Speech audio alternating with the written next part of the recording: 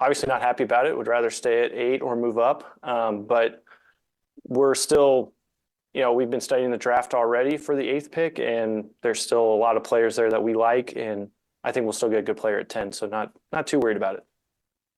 Ryan Miller? Yeah, kind of along those lines. Does this change your draft plans at all? I don't think it changes our plans. I think what it'll do is actually potentially give us more access to players.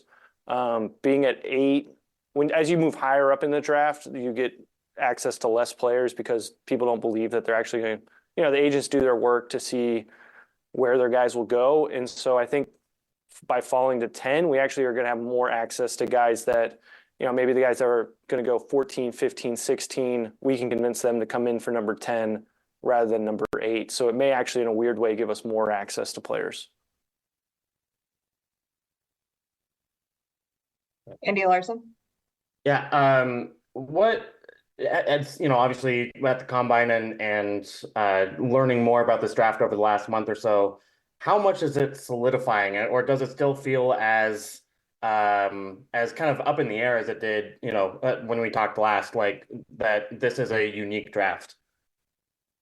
I think for our group, it's solidified more internally. But I think where it's very fluid is just, I think our top 10 could be very different from every other team's top 10, for example, this year. So I think that's where it gets interesting, especially kind of after the first 5 picks or what. I think probably half the guys we have in the top 10 are probably in everybody's top 10, right? But I don't know which half that is. So I think it gets interesting around 6, 7, where we could have a lot of people that it's going to be like beauty in the eye of the beholder, right? I think it could get, I think it's similar to like the Anthony Bennett draft, where you just didn't know who was going to go 1, and then kind of everyone's just picking guys that they have a preference on and they like more than others. So I think it'll be interesting.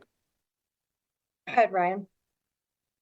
Yeah, well, kind of without a lack of consensus at the top, does that change how teams are going to approach trades in this draft? Is it easier, quote unquote, to get up there than in most drafts? Yeah, I mean, the price might be lower. I don't know. We'll have those conversations throughout this process and see.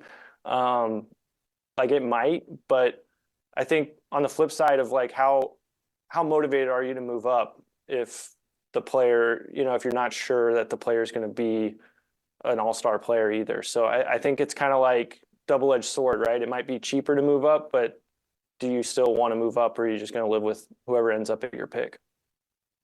Andy? Have you guys done any draft workouts in-house yet? Yes, we had a couple last week. Okay. Do you anticipate, how many do you anticipate doing? Do you anticipate doing more than a normal year, less, kind of the same? What do you hope to do with that?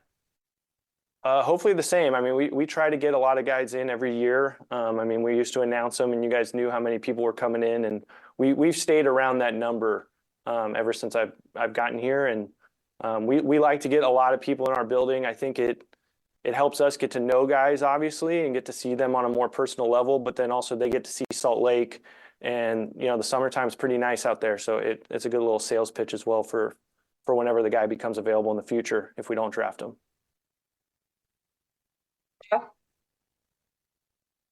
Yeah, do you think the likelihood that you'll keep all 3 picks, or is that not something you guys are looking at wanting to do?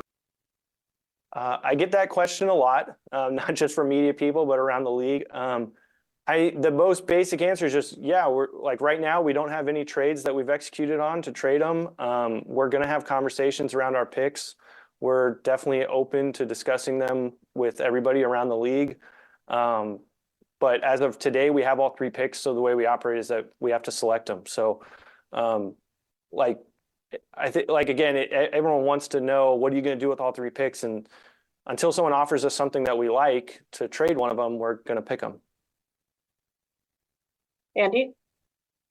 Bart, were you relieved that you didn't fall to 11, which would have meant losing the pick? I mean, I'm happy we kept it. Obviously, I think having a top 10 pick is always better than not having it. But if it had fallen to 11, then we'd be done with that protection to OKC as well. So I mean, we made that trade and it's kind of a sunk cost at this point. So whatever happens, I think with that. Any other questions? All right, looks like we're all good. Thank you so much, Bart, for taking some time. Yeah, no problem. Thanks.